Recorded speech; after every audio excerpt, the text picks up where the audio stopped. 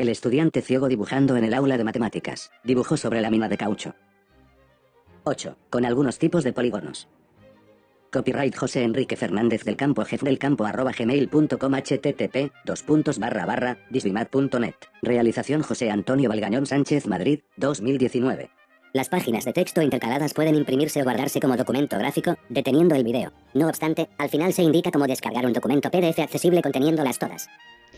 En esta serie se va a hacer un repaso a las formas geométricas tradicionales que forman parte de todos los programas educativos de primaria.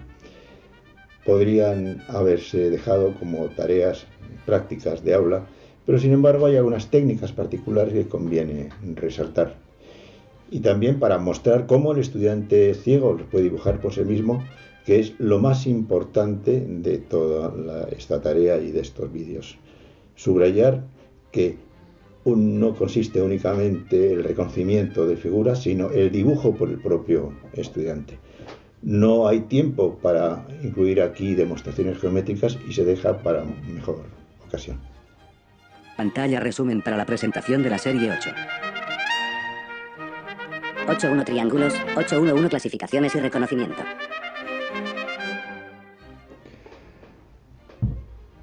Triángulo es el polígono de 3 lados, ángulos y vértices. No existen polígonos de menos de 3 lados, porque nos quedaría simplemente un ángulo con 2 segmentos. Pueden clasificarse atendiendo a la igualdad de sus lados y ángulos, o bien atendiendo al tipo de ángulos que los determinan.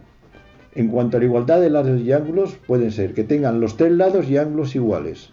Es el caso del triángulo equilátero, lados iguales, también habría que decir equiángulo. Triángulo regular. Pueden tener 2 lados iguales y un lado desigual. También 2 ángulos iguales, lo voy a marcar, y el tercer ángulo sería desigual, precisamente lo opuesto al lado desigual. O polígono que tiene los 3 lados y ángulos desiguales. Triángulos escalenos. Atendiendo a los ángulos, los triángulos pueden ser triángulos rectángulos, si tienen un ángulo recto, triángulo obtusángulo, si tienen un ángulo obtuso, y triángulo acutángulo, si tienen los 3 ángulos agudos.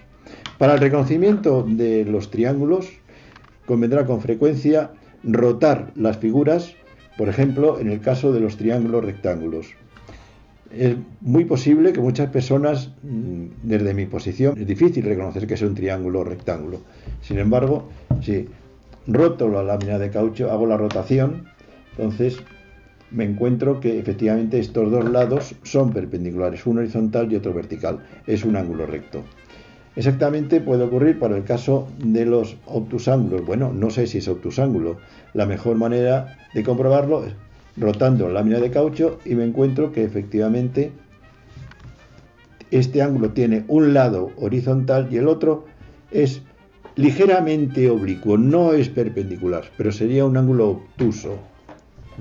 En este caso, por más que el que he llamado acutángulo, por más que lo rotara, encontraría que no aparecen ángulos ni rectos ni obtusos, es acutángulo. Pantalla resumen para 8.1 triángulos, 8.1.1 clasificaciones y reconocimiento.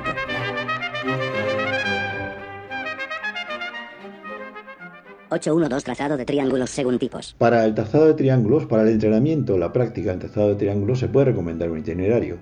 El primero, como siempre, la copia, reproducción de figuras de triángulos dibujados.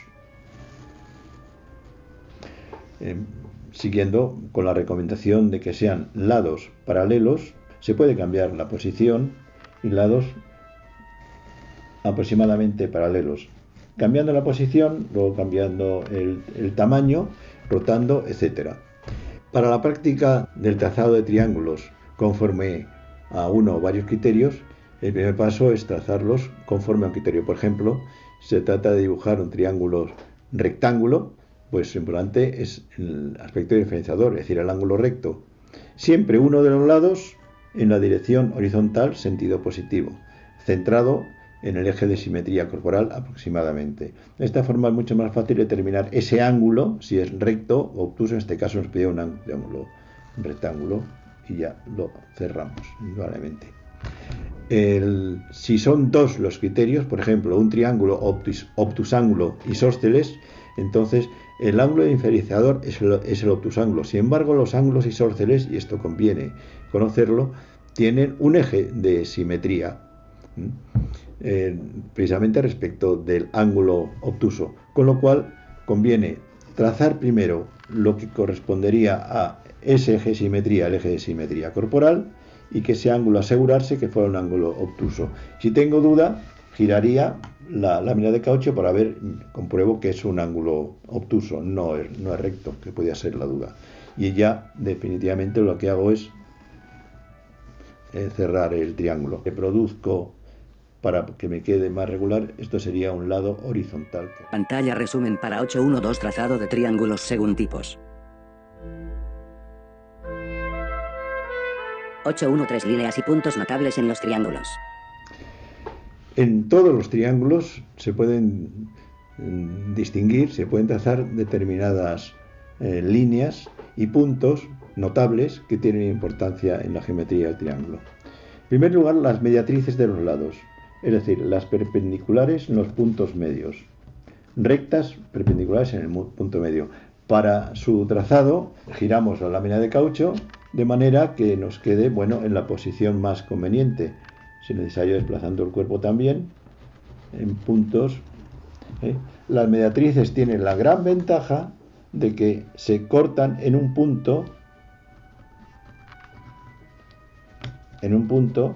que se llama circuncentro. Está a igual distancia de los vértices, pues se llama circuncentro, va a ser centro, la circunferencia circunscrita. Otras líneas importantes son las bisectrices. Coloco los lados del triángulo simétricos respecto del eje de simetría corporal y puedo trazar la bisectriz. En este caso estoy trazando una semirrecta.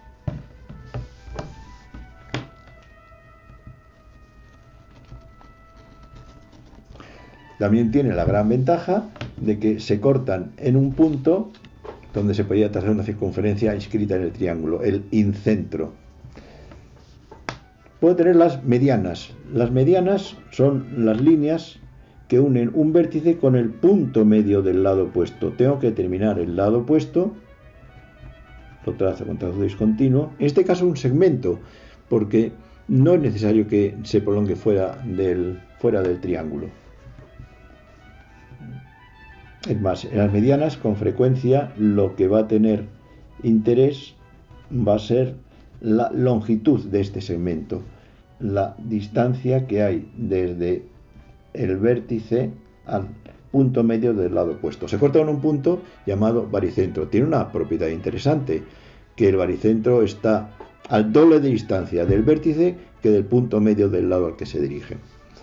Y por último tenemos las alturas, que son las perpendiculares desde un vértice al lado opuesto.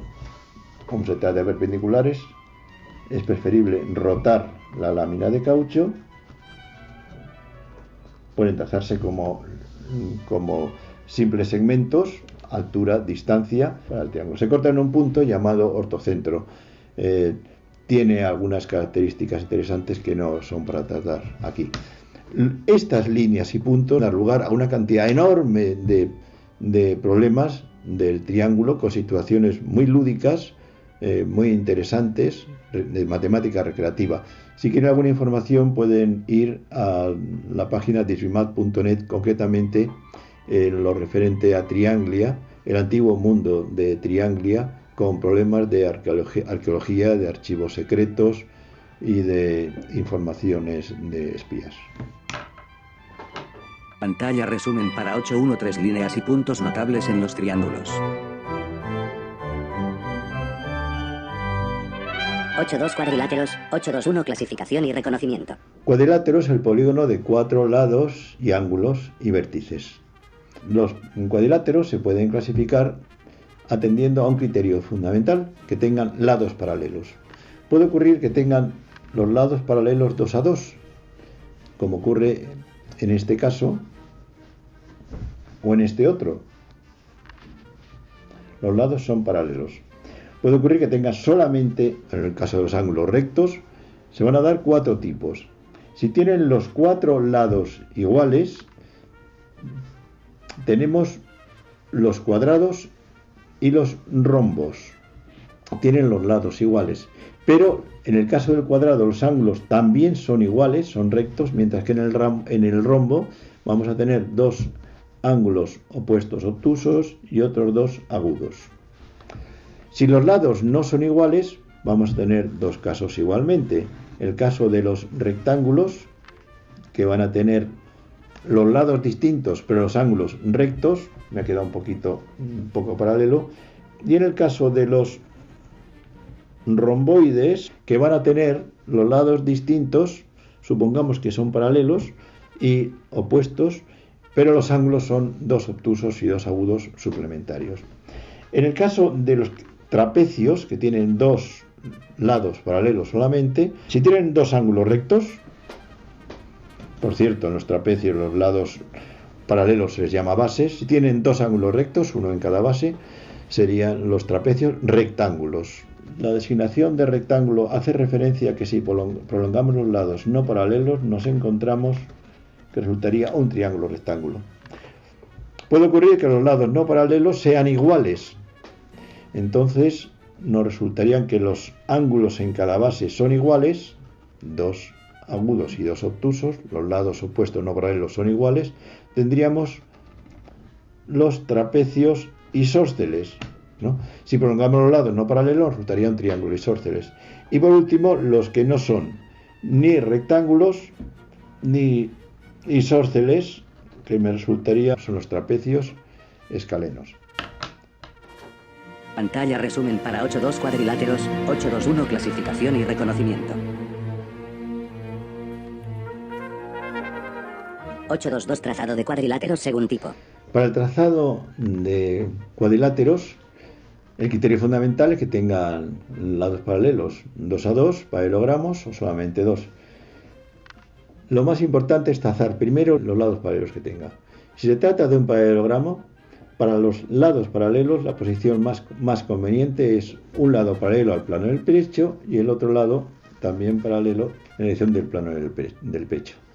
Ahora bien, si luego además me está exigiendo que tenga ángulos rectos, entonces tengo que pensar en perpendiculares. Voy a trazar desde aquí la perpendicular, va a haber un sobrante, es cuestión de práctica, y desde el otro vértice trazo la perpendicular, aquí faltará, va a haber un faltante, pongo el lado de abajo. Es conveniente hacer práctica para trazar directamente los cuadriláteros que se nos pida, aprovechando la dirección del plano del pecho y el eje de simetría vertical para los ángulos, principalmente los ángulos rectos, y para los lados paralelos. Pantalla resumen para 8.2.2 trazado de cuadriláteros según tipo.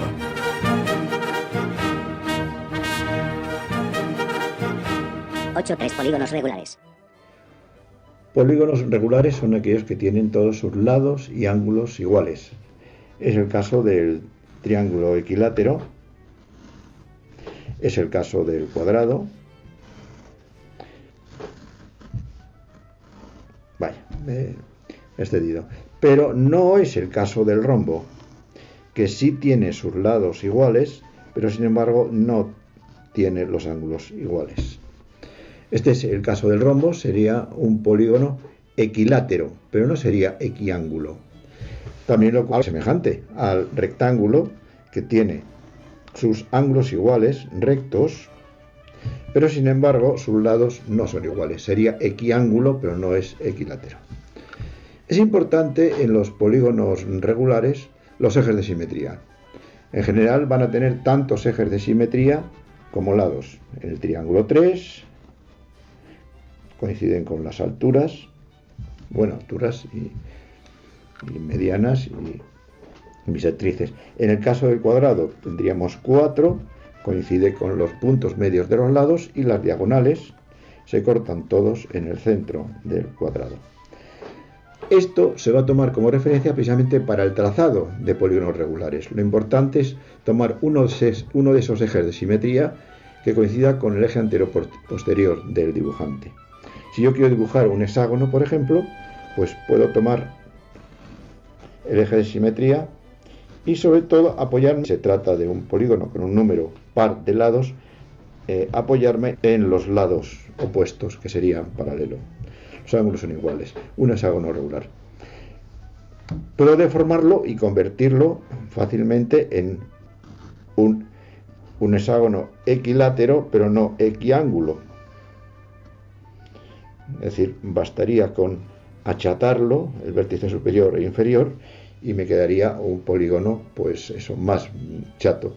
O bien puedo cortar algunos de los lados laterales, aunque me quede más pequeño, pero voy a hacerlo aquí, o puedo alejarlo, voy a alargar los lados para que se vea más claramente, y entonces tendré un hexágono equiángulo, pero sin embargo no es equilátero. Pantalla resumen para 8-3 polígonos regulares.